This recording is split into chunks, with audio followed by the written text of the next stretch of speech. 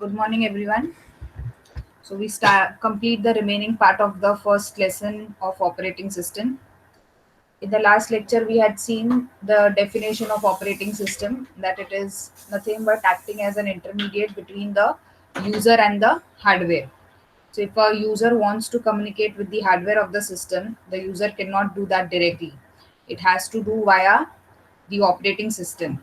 Now in operating system also, there are many sub things, or the structure which is divided into the sub layers, that each and every layer is activated line by line in order to communicate with the hardware. After that, we had also seen that there are two different views of the operating system. One is from the user point of view and another is a system point of view. After that, we had seen that there were, did we see different types of operating system? Name of different types of operating system? Dishank, Nishit, did we see that? Are you all there in the lecture? Don't remember, ma'am. How come you don't remember, Dishank? कितना 2 दिन ही हुआ ना lecture लेके? Acha, someone has said, Ruchu said we have not done. Okay. So we had seen the software part in the, sorry, system point of view of the user. We had seen the user point of view of the operating system. Then after that, we saw that what is the process management, what is file management, what is storage management, what is IO structure. So all these details were covered in the first lesson. Now the remaining part of the first lesson is the types of operating system that will be covered today. So before we start, let us see how do we define a software. Now in the last lecture we had seen that how do we define a process. A program, once it starts the execution, is being called as a process. So until and unless it has not been started the execution, we call it as a program. Once the execution starts, we call it as a process. So what is that program? Program is nothing but the set of instructions. And we are running that program in one or the other software. So how do we define the software? It is nothing but the set of instructions. And when I combine all the set of instructions together, I call the entire thing as a program. So now what is a software? A software is also acting as an interface between the user and the hardware. It works with the hardware to make the system functional. So if I want to make the system functional, I have to use this software along with the hardware. So I cannot have only user working on the system. Neither I can have only user and the hardware working on the system. I should have a user, software as well as hardware, all the three working together. So that is how you define a software. So it is nothing but a program, and that program is a set of a instruction. And to make that instruction or a program execute, we have to make this software act as an intermediate between the user and the hardware. Then let us see how do we define a hardware. How do we define hardware? Anything that you can touch and feel, or the physical component of the system, we consider that as a hardware. So can I touch a keyboard? Yes. Can I physically see the keyboard? Yes. So it is considered to be as a hardware. Same is like mouse. Can I touch and feel the mouse? Yes. Can I physically see it? Yes. Therefore it is considered as a hardware. Can I open the computer and see the motherboard? Yes. Can I touch and feel each and every components? Yes. Therefore it is called as hardware. So physical component of a computer system that contains a circuit board, ICs or other electronics component, we call them as a hardware. Software cannot be used without a hardware, and hardware cannot be used without a software. So both things go hand in hand. If I have software and if I don't have hardware, my software is of no use. If I have only hardware and if I don't have any kind of a software, my hardware is of no use. Even if I connect and if I try to give the input, nothing will happen, nothing will be shown, no actions will be performed. So both of them are necessary, and along with that, a user input is also required. So what is operating system? We had seen that it is a program that acts as an interface between the user and the computer hardware, and it controls all the execution of all kinds of programs which are given as input by the user. So you give any program, that program has to be executed by the user. So once that user enters the program into the system, the work of accepting the program, giving it to the CPU for execution, storing it into the memory, displaying the output to the user, all these things are being handled by the operating system. So along with operating system, it activates the relative components also. But without that operating system, those components cannot be activated, and without that, output cannot be displayed on the screen. Okay, so this is how the diagram of the operating system looks like. From the top view, we have all the users who are using the software, and then to communicate the user with the hardware, we require that software as a intermediate. So what do we have in the software? We have two kinds of software that the operating system defines. We had discussed this. One was system software and another was application software. So what comes under system software is all your device drivers and the operating system. Okay. And what comes under application software, all the applications that you install inside the system like Word, PPT, Excel, etc. All these are considered to be as application software. So we say that this application software are dependent on the system software. Why they are dependent on system software? Because what comes under the system software is the OS. So even if I want to run any of this application software, I have to first make this use of system software, that is operating system, and then only I can use the application. So once if this operating system is activated, I can use the application, user can communicate with that application, and then it can do the respective work by using this hardware. If it wants to execute that application with the help of any program, it will activate CPU for execution. If it requires IO, it will activate IO, and if it requires a memory for storage, it will make use of memory.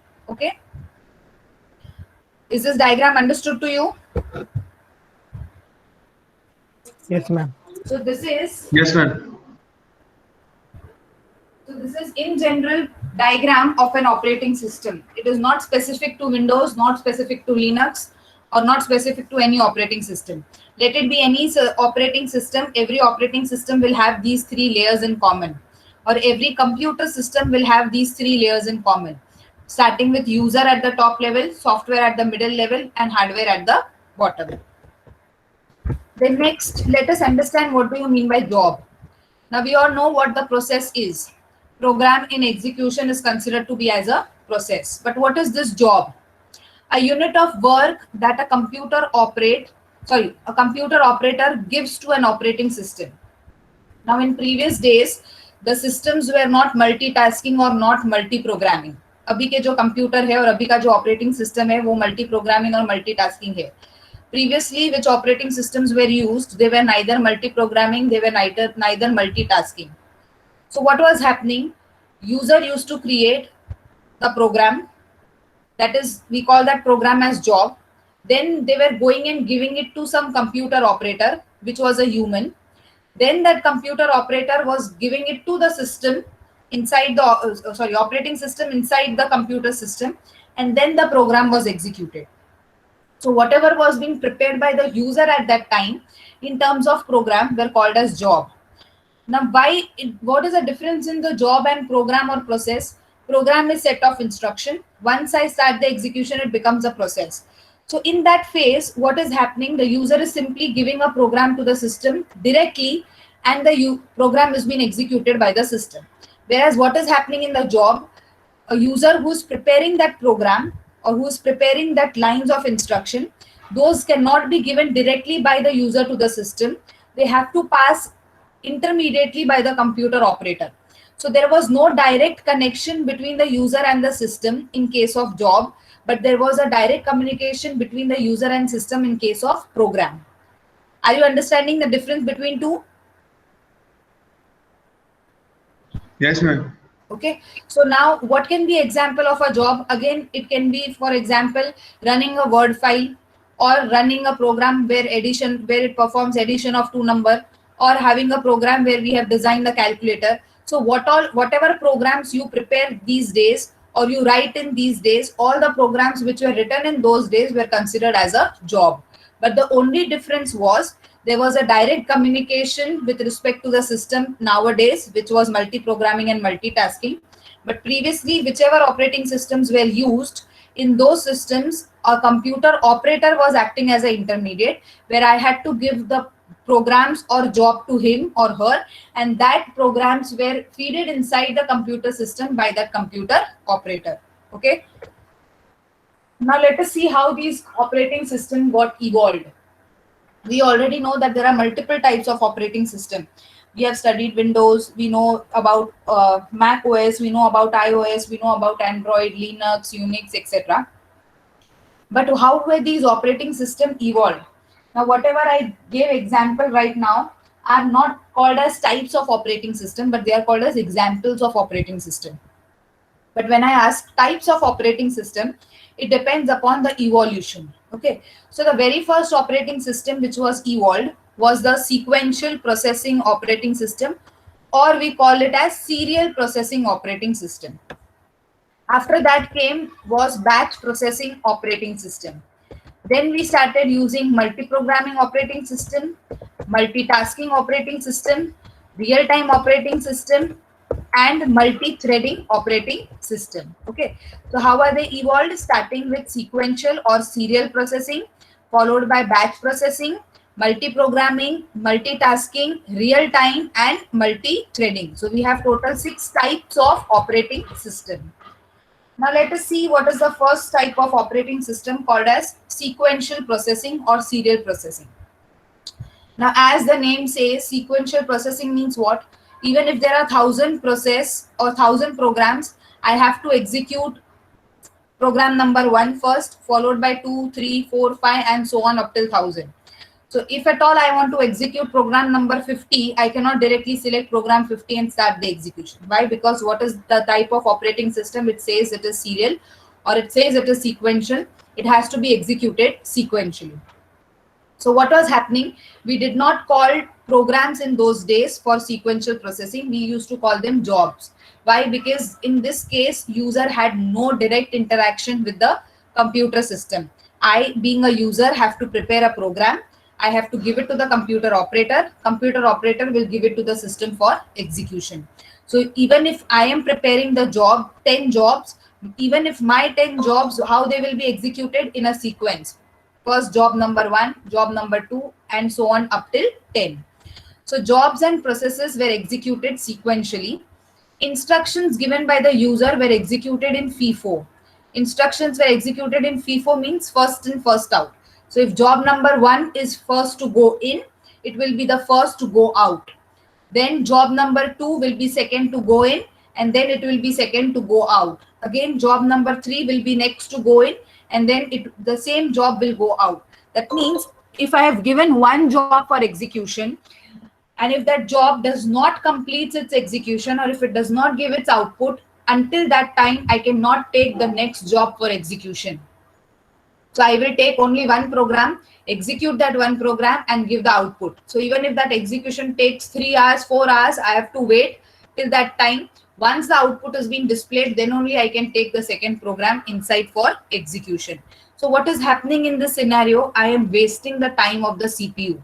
It might happen that in many of the cases, if a program is being loaded inside the computer for execution, that program does not utilize the CPU completely. In many cases, it may go to memory to take some data. It may go to IO device to take some data. So when it goes to memory and when it goes to IO, at that time the CPU is sitting idle. So what is happening nowadays in this operating system or the multi-programming and multitasking operating system, we are not making the CPU sit idle. जैसे ही पहला programme कुछ memory में या IO में लेने के लिए गया, I will immediately take the next program inside for execution, because of which I am utilizing the CPU at its maximum and I'm not making CPU sit idle. But what is happening in sequential, even if a program has gone to memory for taking some data, or even if it has gone to IO to take some data, I am making the CPU sit idle. So CPU may sit idle for much amount of time, and the execution time taken by one program, even if it is more, still I am keeping rest of the jobs waiting for completing their execution. Okay. Why? Because I'm using the fashion called as sequential processing, which is first in, first out. तो जो first आया है वो ही पहले बाहर जाएगा, भले वो 10 hours ले के 12 hours ले to complete the execution. Is this understood up till here? Yes, ma'am. Yes, ma'am. Okay. Now what was happening in this type of operating system? We have program counter.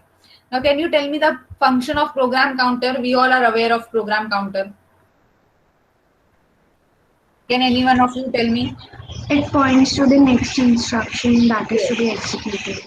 Okay. So if in a program I have 10 lines, who is going to tell me that which is the next line to be executed? It is the program counter. So the sequential processing was identifying its next instruction to be executed with the help of these program counter. So if I have first line as load A, after I pick up this line for execution, program counter will point to the next instruction, that is load B. Okay, so by looking at this pointer or by looking at this program counter, the system was understanding that which is the next instruction to be executed. Okay. Then the punch cards are used where all the jobs are firstly prepared and stored on the card. Nowadays we have these CDs, DVDs, and hard disk. Previously, what was the storage of memory? Punch cards were used. Now, how does those punch cards look like? Do you know what is dot matrix printer? Does anyone of you know dot matrix printer? Yes or no? No, ma'am. Okay. See, we have three types of printers: dot matrix, inkjet, and laser. Whatever you have seen are the laser printer. ठीक है, आप print दो minute में print बाहर आ जाएगा. But what are dot matrix printer? Those printers were having very large page. उसका size A4 नहीं होता था, वो page का size बड़ा होता था. And why they are called as dot matrix? Because उसका जो printing होता था, it is in the form of a dots.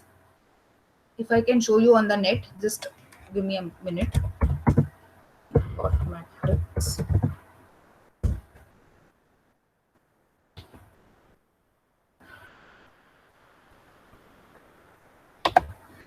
Can you see the image of the dot matrix printer? Yes, ma'am. Okay. Look at this diagram. Can you see the pointer? Can you see my cursor? Yes, ma'am. Yes, ma'am. अभी इसका page देखो, page के बाजू में ऐसे punches है. Can you see those punch? Yes, ma'am. Yes, ma'am. So what is your punch card? Punch card means ये जो डेटा है आपका ऐसे पंच में लिखा जाता है. तो अगर A, B, C, D is the data, तो ये A कैसे बनाया जाएगा? वो A will be made in the form of a punch. B कैसे लिखा जाएगा? It will be in the form of a punch. C कैसे लिखा जाएगा? It will be in the form of a punch. So those were very small punch cards.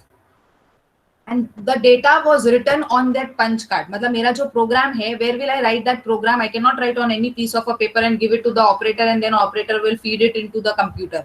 I have to purchase a punch card.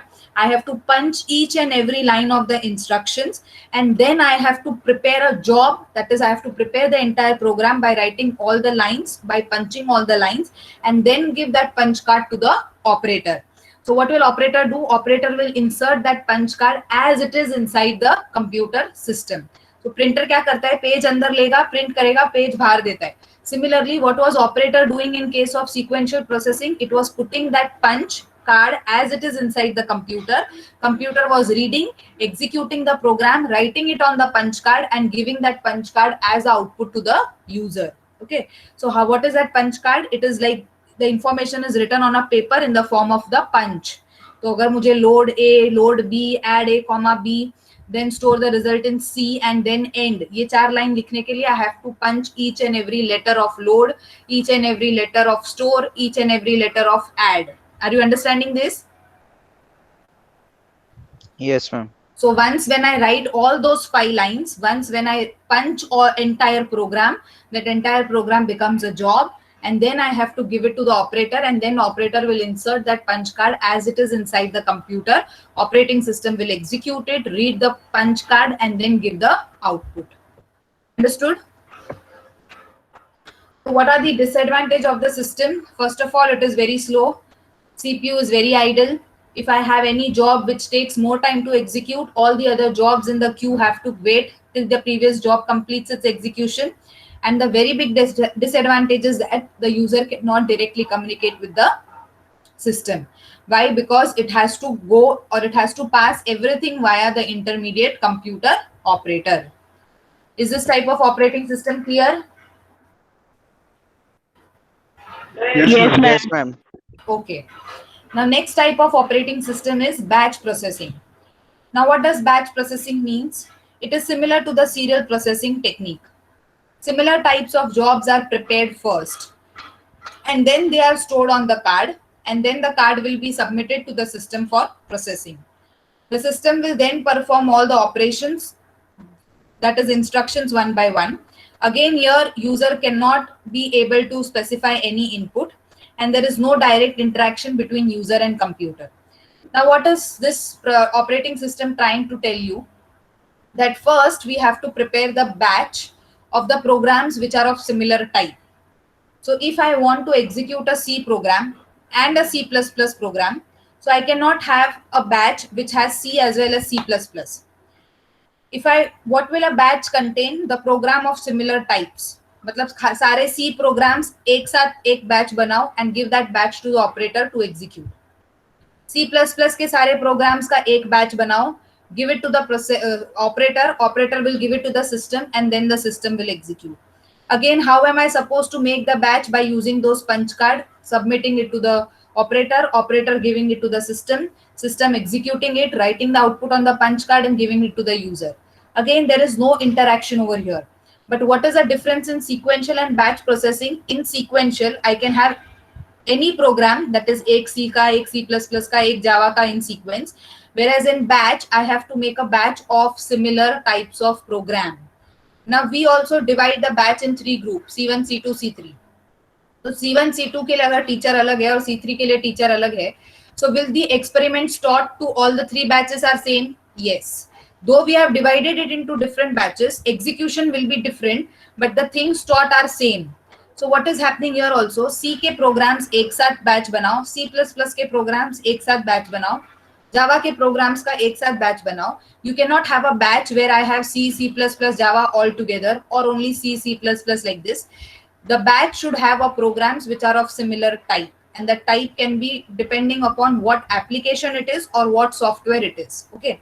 Once that batch is made, you have to give the entire batch to the operator. Operator will give the entire batch to the system. System will execute that entire batch and then give the output to the user. Are you understanding what is batch processing?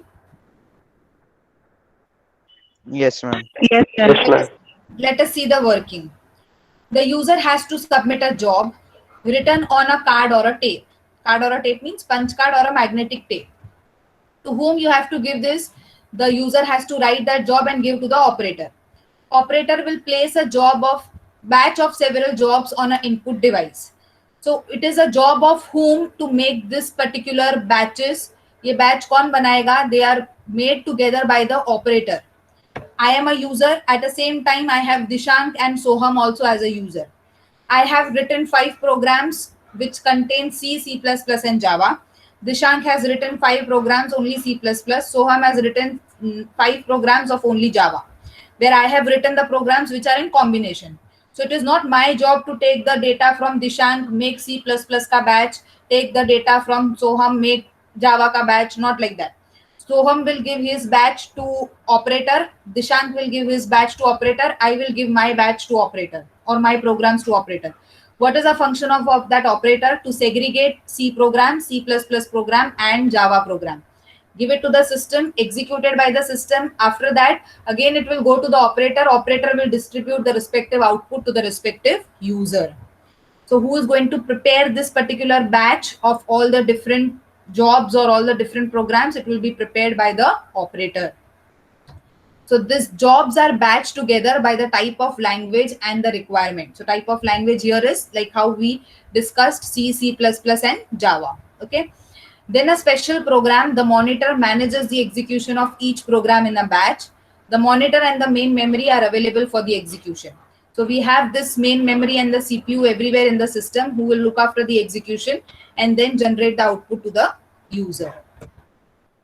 Did you understood how is the working of batch processing?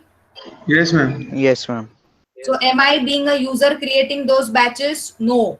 What is my work? To write the programs, write the job. To whom I have to give that? Give it to the operator. It is the duty of operator to make the batches as and when he wants. Then give it to the system. System will execute and I am only interested in the output. Okay. So what are disadvantages? Jobs those are prepared for execution must be same type. So I have to see to it that if I am making the programs should have something in common in terms of either languages or in terms of either requirement. Okay. Time will be wasted for preparing the batch. So if there are multiple user, it is obvious that the operator time is going to waste in making all those different types of jobs. Sorry, batches. जब तक batch नहीं बनता है वो एक आधा individual program system को दे ही नहीं सकता एग्जीक्यूट करने को. It has to make the batch and then only give it to the system. It is very time consuming, and again, until and unless the batches are prepared, I am simply wasting or making the CPU sit idle. Till that I can, अगर if batches बनाने का time waste नहीं होता तो I can directly give a single program, being a single user, get it executed and observe the output. Okay, so these are the disadvantages of the batch processing. Are both the types clear to you, sequential and batch processing? Yes. Okay, everybody? Yes, Yes, ma'am. Okay. Now let us see multi-programming, multitasking, real-time and multi-threading. So अभी के जो भी operating system है that you and me are using, all these belongs to either multi-programming, multitasking, multi-threading or real-time operating systems. We will never find any operating system which is either sequential or batch processing. We have never prepared such kind of any punch cards. We have never gone to operator and submitted those punch cards, and we have never waited for an output to get displayed on the screen. So whatever operating system we are using, all those operating systems are in any one of these categories which we are going to see now. So let us see first one, what is multi-programming. So can anyone tell me what do you mean from the name itself? Multi-programming मतलब क्या?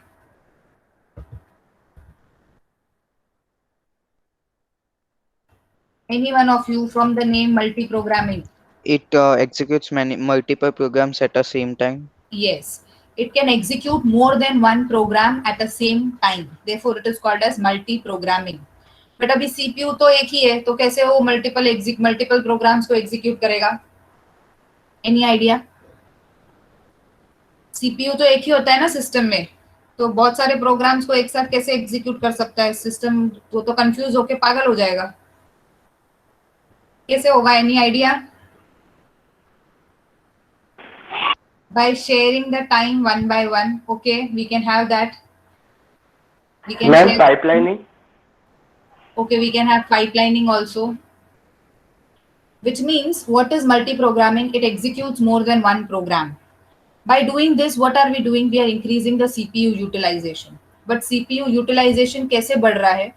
We are dividing the CPU among the programs based on time sharing. तो अभी मेरे पास 4 programs आया है as a input for execution. What will a CPU do? For each of the program, I will give same time, 5 minutes, 5 minutes, 5 minutes, 5 minutes. So program 1 will execute for 5 minutes. अगर वो output दे देता है 5 minutes में तो okay, नहीं देता है तो it will stop उसका execution and start the execution of program 2. So user को क्या लगेगा? program 1 का execution भी start हो गया और साथ में program 2 भी चालू हो गया. But does the user know that program 1 का output complete हुआ है क्या? नहीं, नहीं. Because उसका time खत्म हो गया, 5 minutes खत्म हो गया, इसलिए it has gone to program number 2. If program number 2 completes its output in 5 minutes, output will be displayed to the user. If no, it will go to program number 3. Again, program number 3 will execute for 5 minutes. If the output is given, it will display to the user. If not, it will stop wherever it has executed. It will go to program number 4. Again, same steps will be repeated for program number 4. So this, yes, Nishit, you are correct. This is what is round robin. Every time, for every program, I am giving a specific amount of time and a program is executed for that much amount of time. CPU is allocated only to one program at a time. I have accepted all the 4 programs, but right now I will give CPU to program 1. उसका output हो गया तो ठीक है, नहीं हुआ 5 minute खत्म हो गया, it will go to program 2. तो अभी CPU किसके पास है? It is at program number 2. Program 2 execute हो गया, it will display the output and will get removed from the system. क्यों? क्योंकि उसका output display हो गया. CPU will go to program number 3. Program number 3 का execution incomplete है, time खत्म हो गया, go to program number 4. Program number 4 execution बाकी है, time खत्म हो गया. दूसरा कोई program है क्या? नहीं. But when I check, I have program 1, 3 and 4 again remaining. So I will go back and give the CPU to program number 1. So this will keep on happening for every 5 minutes till all the 3 programs or all the 4 programs do not complete their execution and give the output to the user. Okay, that is what it is called as multi-programming. This becomes the first case where I have divided the program on the time basis. Every CPU is being allocated to every program on the time. Now suppose if I do not use this concept of time sharing or giving of time or a fixed time to each and every program, what I can do is I will take all the 4 programs for execution. 1, 2, let us take 3 programs. All the 3 programs for execution, 1, 2 and 3. I have started the execution of program 1. Program 1, I executed 3 lines. Then the program said that I want the data from the memory. So what will happen when the data is to be taken from memory? CPU का कुछ काम है क्या? नहीं, वो बस activate करेगा, बस लेके जाएगा मेमोरी के पास, मेमोरी से डेटा लेगा, वापस बस लेके आएगा CPU के पास. Until that, what is happening? CPU is sitting idle. So what will I do? I will not make CPU sit idle. I will tell CPU to go and execute program number 2. तो programme number 2 का execution start होगा. तब तक programme 1 क्या कर रहा है? Memory से डेटा लेके आ रहा है. मेमोरी से डेटा लेके आ गया तो what will program 1 do? It will generate a interrupt. What will that interrupt tell to CPU कि जो मुझे चाहिए था I have bought, so you again come back to me and leave program 2 wherever it has executed or up till wherever it has executed. So again it will stop program 2 at whatever point it was. It will come back to program 1, complete its execution. Once the execution is completed, it will go to program 2 and complete the remaining portion. So in this case, I am utilizing the CPU to its maximum, where I am not making CPU sit idle by any chance. अगर एक programme को कुछ और चाहिए, CPU का काम नहीं है, तो I will remove the CPU from that program and give it to another program for execution. Again, if program 1 का execution हो गया है, अभी program 2 का चल रहा है. Again, at some point of time, if program 2 wants something from IO device, so IO device के टाइम पे CPU का कुछ काम है क्या? नहीं. So in that case, what will CPU do? It will start the execution of program number 3. When program number 2 brings the data from IO, it will generate the interrupt, and this interrupt will tell the CPU that program 2 has brought the data from IO. So you stop the execution of P3 right now, come back and continue the execution of P2. So CPU will come back, complete the execution of P2, again go to P3 from wherever it has left, it will continue the execution from there. That is what is also we can achieve multi-programming. So there are 2 concepts. One is time sharing and one is utilizing the CPU by not making it sit idle. Is this understood, both the concept? Yes, ma'am. Yes, ma'am. Okay, that is what is multi-programming. So it divides the use of CPU among the programs on time sharing basis. Jobs may have to wait for some another task such as IO operation completion. So what am I doing in that case? I am starting or giving the CPU to another program and telling that another program to start with the execution. When the job has to wait, the operating system switches to execute another job. So हमने ये तीनों programme में क्या किया? CPU का switch किया. P1 से P2, P2 से P3, P3 से P2, P2 से P1 like that. So we call this as CPU switching. Okay. When the job finishes its IO, it gets allocated to the CPU back. अगर job complete हो गया तो CPU वापस आ जाएगा और जिधर से आधा छोड़ा था उधर से it will start the resuming of the program again. So not in any of the case, neither in time sharing and neither in this scenario, I am making CPU sit idle. Can I, being the user, interact directly with the system? Yes. I am only typing the program. I am only going to run and clicking on that execute program and executing the program. Am I giving to any operator intermediate? No. So here there is a direct interaction with the system, between the system and the user. There is no intermediate like any kind of operator to whom the user is giving and then the operator is giving to the system. There is always a memory allocation and deallocation. When will allocation happen? Program store किया तो allocate, program run करके delete कर दिया तो it is called as deallocation. Let's see. This is the operating system. I have 5 jobs. All the 5 jobs will be divided either into time sharing basis to achieve multi-programming, or if I do not give time sharing, what I can do is start the execution of job 1. If it requires any IO or any memory, at that time CPU will not wait for this job 1, it will start this job 2. When the memory or the data from memory is being loaded in job 1 will generate an interrupt which will tell the CPU that you leave the job 2, come back to job 1 and start the execution of the remaining part. Okay. So if the job 1 has completed its execution, the memory allocated to this job 1 will be deallocated. And then you can have job 6 loaded in the place of job 1. Is this understood? Yes, ma'am. Yes, ma'am. Okay, so what are advantages? I have efficient utilization of memory. I have good throughput. Throughput means what? Time taken by the system to execute a program is called as throughput. So if I have given a program at 10 o'clock, I may expect the output within 10 minutes, within 15 minutes, depending upon how big your program is.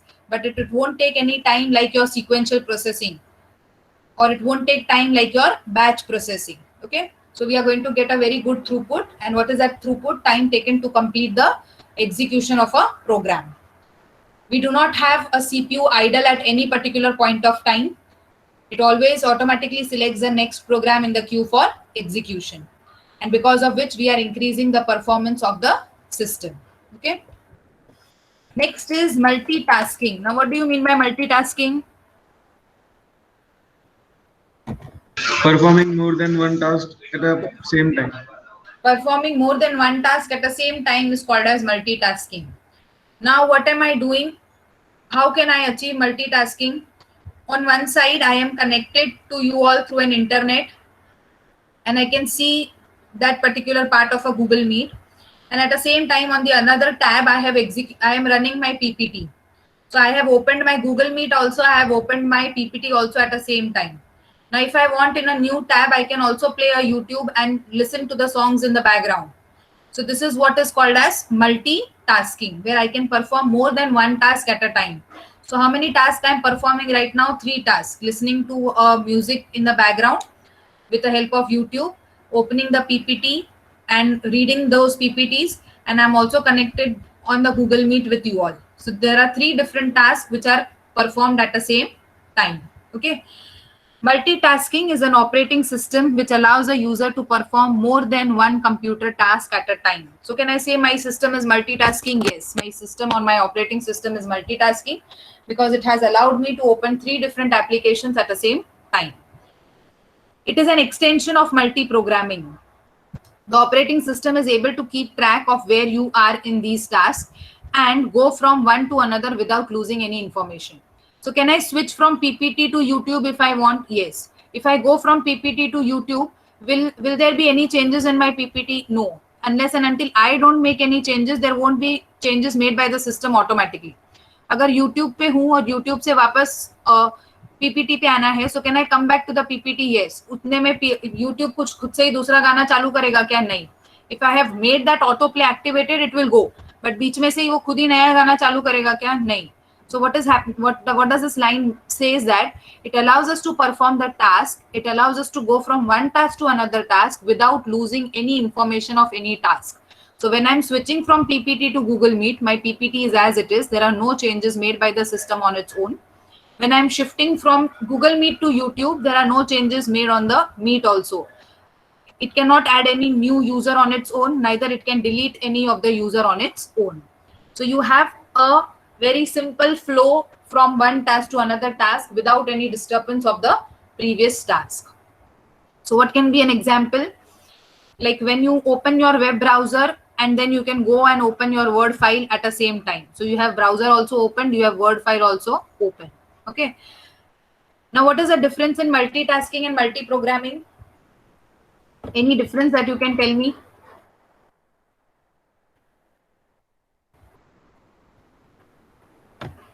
Any one of you, any difference?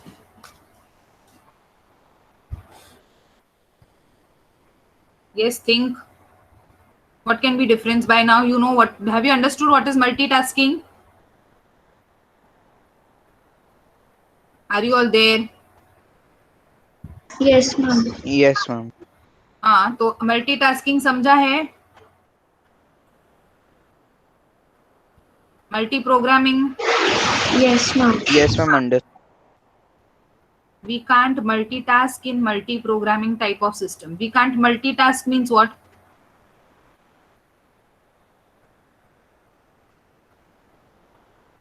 We cannot multitasking, switch the task. Why I can switch, no? In Ma'am, multi-programming, I'm switching the programs. ma'am, during multitasking, multiple CPUs, multiple times the CPUs is used, but during multi-programming, single time the CPU is used. In multi-programming, single time a CPU is used. Okay. In multitasking, multiple time a same CPU is used. Okay, correct. What else?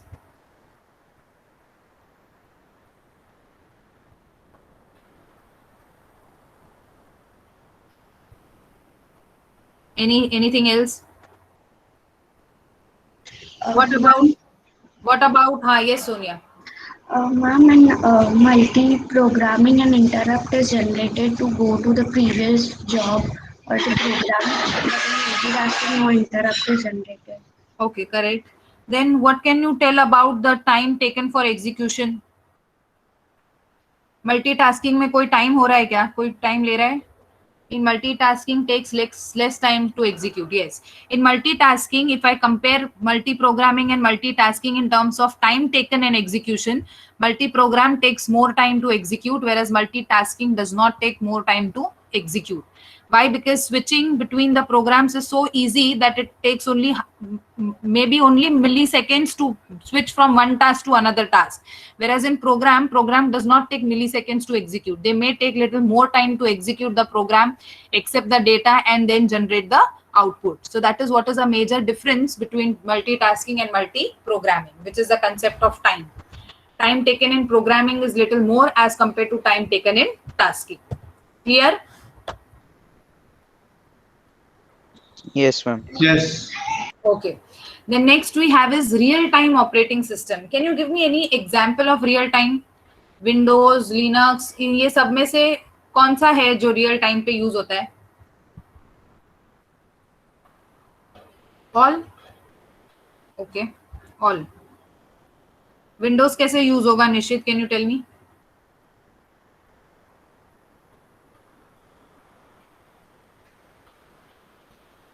Windows कैसे use होगा real?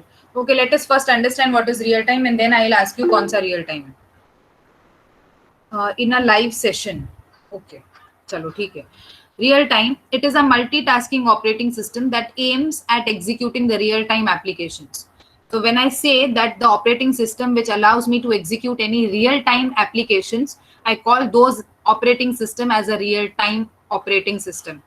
जो भी operating system मुझे real time applications execute करने को देगा, those applications or operating systems are called as real time operating system.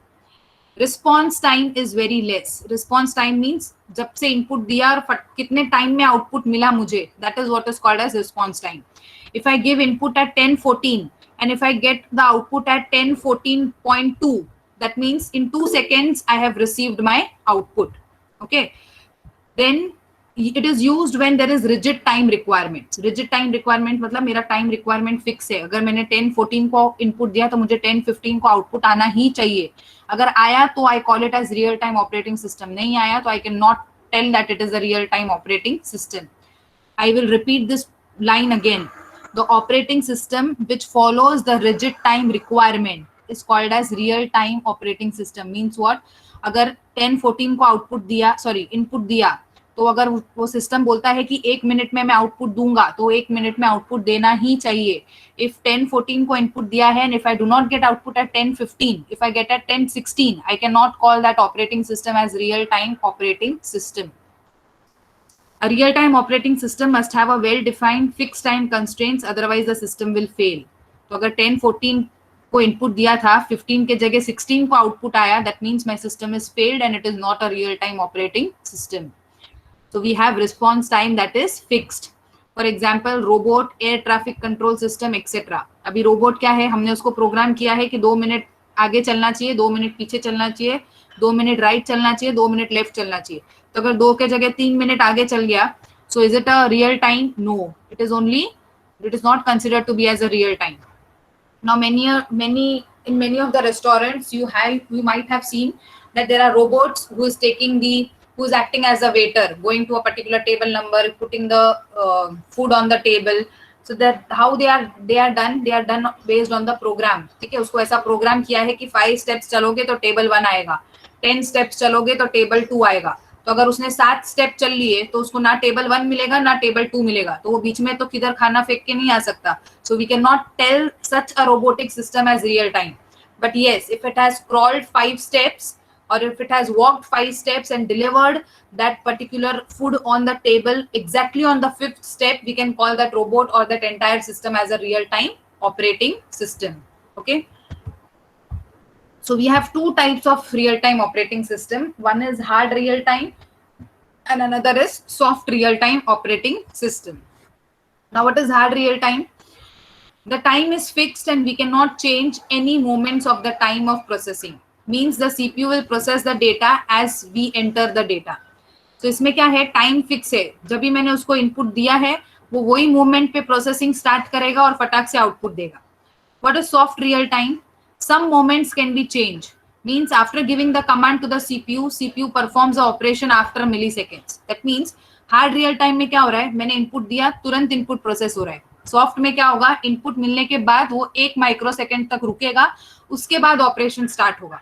So can I say that soft real time system is a rigid time requirement? No, soft में rigid नहीं है. Rigid क्या बोलता है, जब भी से इनपुट दिया तभी से प्रोसेसिंग स्टार्ट होना चाहिए और उतने टाइम के अंदर ही आउटपुट देना चाहिए, तो ही वो रियल टाइम सिस्टम होता है. But what is happening in soft real time? It is taking the input, it is waiting for a microsecond and then generating the output. What does that mean? I can change some commands if I want in that 1 microseconds. But if it is hard real time, I cannot change any command. Okay. Abhi, so for example, in hard real time, see, if a user expects the output after 10 seconds, then the system should process the input and give the output exactly after 10 seconds. Here the deadline is of 10 seconds and therefore the system should not give the output after 11 seconds, neither it should give output on the 9th second. जल्दी भी नहीं देना चाहिए, late भी नहीं देना चाहिए, जो है वही टाइम पे देना चाहिए. अगर उसी टाइम पे दिया तो we call it as a hard real time operating system. Why? Because we do not have any chance to change any moment of data or any command of data.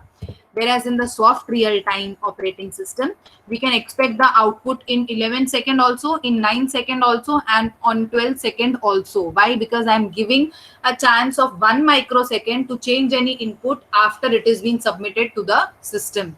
तो ये जो मिलिट्री सिस्टम्स है, army defence system है, इसमें भी make use of these hard real time system. तो अगर मैंने उसको बोला, कॉन्फ़िगर किया है कि टैंकर में से जो बॉम्ब है वो एग्जैक्टली जाके 10 सेकंड के बाद ही फटना चाहिए, तो 10 सेकंड के बाद ही फटना चाहिए, और 9th या 8th सेकंड पे फट गया तो it might happen that it is blasted in my territory only. So that should not be happen if it is a hard real-time operating system. And where these kinds of operating systems are used in the Air Force station, military, army, defense and all. Okay, where the time is very important and we do not have any way to change that time or change any command once it is given to the system as a input. Whereas if it is soft, we can miss the deadline. ठीक है, अभी मैंने I have made an application where I can click on the mobile phone button and my fan goes on. तो अगर मैंने button click किया और 2 minute के बाद भी फैन चालू हो गया तो it is okay. I can tell that it is real time, but it is not hard, it is soft. Where it took time to accept the input, या फिर उसने accept करने के बाद कुछ तो वोल्टेज में changes हुआ और थोड़ी देर बाद फैन चालू हुआ, तो वो मुझे चलेगा. But that should not happen in case of the hard real time operating system. Okay, did you understood this? Yes, ma'am. Yes, ma'am. So do you know what is real-time operating system now and what are the two types and what is the difference in both the types? Yes or no? Yes, ma'am. Yes, ma'am. Okay. So we have the last operating system now, which is multi-threading. Now what is multi-threading? The program is divided into threads. Therefore, they are called as multi-threading. So multi-threading is a type of execution model that allows multiple threads to exist within the context of process such that they execute independently but share their process resources. Now let us look at the diagram. The triangular line that you can see like waves, they are called as thread. Okay. So a program can have a single thread also. A program can have multiple threads also. So like what can be the example? I have a calculator. Calculator does 4 operation: addition, subtraction, multiplication, division. So when I divide this calculator program into 4 parts, those 4 parts are called as thread, where first thread is of addition, second thread is of multiplication, third is of subtraction, and fourth can be of division. But when I have a program which performs only addition of a number, I call it as single thread, where I'm not dividing the program into any further parts. I'm executing as a single program only. Okay.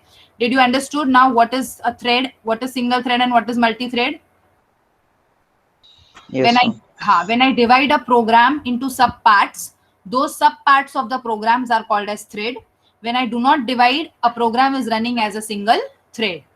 Now, if you see every thread, why will we need different threads for addition, multiplication, and okay, we need different threads so that we can have one program executed in multiple, where one program can be executed in multiple parts at the same time. If I run single program, तो वो पहले क्या करेगा, शायद addition, subtraction, multiplication, division ऐसे करेगा. But इधर क्या हो रहा है, एडिशन भी साथ में स्टार्ट हो गया है, उसके साथ मल्टीप्लिकेशन, डिवीजन, सब्सट्रैक्शन सब साथ में ही स्टार्ट हो गए. मतलब at one time I am loading a data for addition, I am loading a data for multiplication, for subtraction, for division also. Whereas if I run it as a single program, what I will do, first I will load it for addition, उसका होने के बाद I will load it for subtraction, उसका होने के बाद I will load it for multiplication, and then I will load it for division. So if I divide it into threads, I can do the perform of that loading and executing at the same time. Whereas if I do not break it into threads, I will take little more time to execute the program. Though there is multi-programming in both the cases, but when I divide it in different tasks, my multi-programs are executed in multi-task. It becomes like that. Nishit, understood?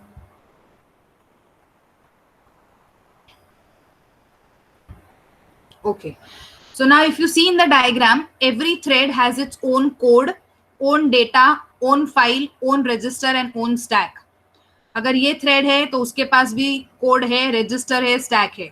ये thread है, उसके पास भी उसका खुद का code है, register है, stack है, डेटा है. अगर ये थ्रेड है तो उसके पास उसका खुद का स्टैक है, रजिस्टर है, कोड भी है, डेटा फाइल्स भी है. So what am I trying to tell over here is every thread is executed independently and they share their process resources. Now every process requires a code. Code मतलब उसका C code या C++ code या Java code, हर एक programme का एक code रहता है. So every of the program has its own code. Some of the program requires register. Register means data might be stored in some register. That is memory. So every program will have a memory location also where uska data is stored.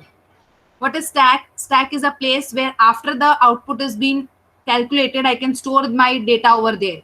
So for that case, every program has a stack also, which is a part of memory storage. And register is a part of your data storage. That means आपका A is equal to 5. वो किधर store होगा? कोई तो एक register में store होगा जिधर से प्रोग्राम लेके आएगा और एग्जीक्यूट करेगा. तो जब 5 + 5 10 स्टोर होगा तो वो स्टोर किधर होगा? स्टैक स्पेस में स्टोर होगा. So every thread has its own place to store the result. Every stack has its own register to take the data from. And every register has its own code for execution. Okay, so all the process resources out of which like code, data, and files can be shared, whereas register and stack is separate for each and every thread. So I can start the execution simultaneously because iska data I will read from this register, store it in this stack.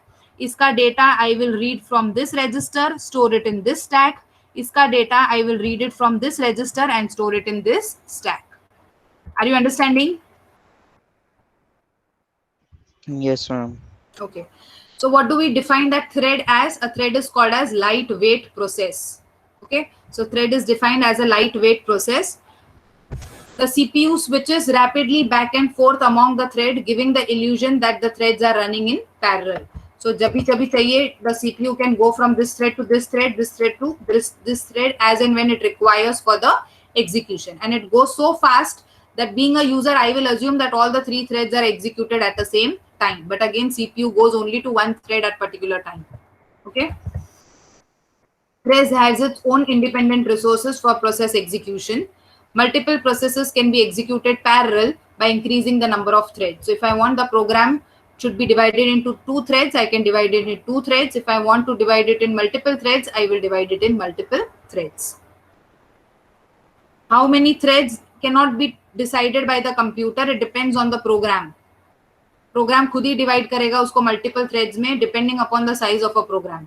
Okay, computer के पास ऐसा कुछ fix threads नहीं है. Multi-threading is similar to multitasking, but it enables the processing of multiple threads at one time rather than multiple processes. So programming में, tasking में we have multiple tasks, and in multi-threading we have multiple threads. Okay, so what can be example C? A word processor may have a thread for displaying the graphics, another for responding to the keystroke, and third for performing the spelling and the grammar. So when I open the word file एक simple single program है. वो program में I can draw a picture at the same time. If I'm writing inside the picture, spelling check भी हो रहा है, writing work भी हो रहा है, और पीछे अगर कुछ graphics है तो वो graphics भी display कर रहा है. So those what is called as multiple threads. Application एक ही है, उसका multiple threads है. Graphics as one of the thread, writing of text as another thread, spelling check as the third thread. CPU does not have threads, Nishit. CPU program is divided into threads, and then for execution of that thread a CPU is going. तो अगर अभी data read हो रहा है, this thread is different from the processor's thread. Processor means क्या करेगा, सिर्फ execution करेगा. ये thread में क्या हो रहा है? Now if this thread has received the code, so it will start the execution. तो जब execution start करेगा उसको CPU मिलेगा. But again जब वो register में जाके data read कर रहा है, तभी कुछ CPU का काम है क्या? नहीं. तो जब तक वो data read करके लाता है, तब तक the CPU may go to the second thread. तो process अपना काम अलग कर रहा है, thread अपना काम अलग कर रहा है. So what is assumed to the user कि first thread is started its execution, data is loaded. Now it has gone to the second till the first data gets loaded to the system.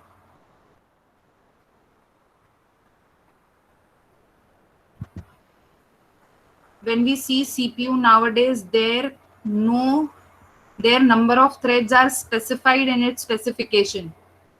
Number of threads are specified in its specification means it is achieving that multi-threading by dividing any program into threads.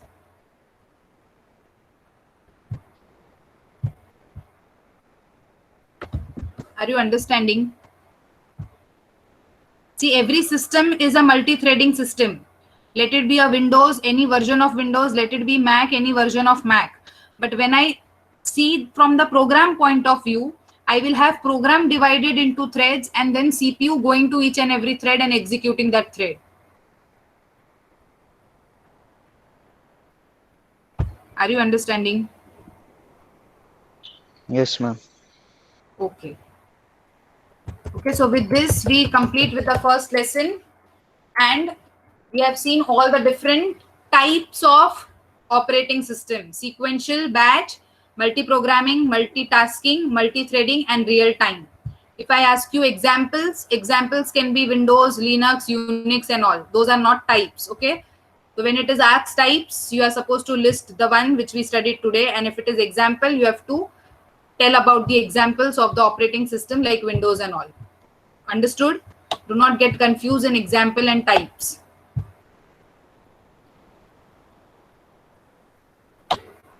Clear? Yes, ma'am.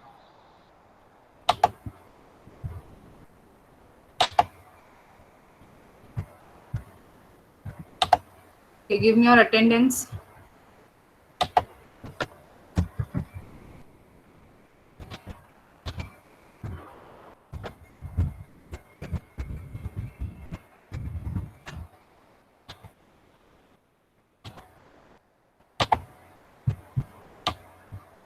Faizan? Present, ma'am. Hamza?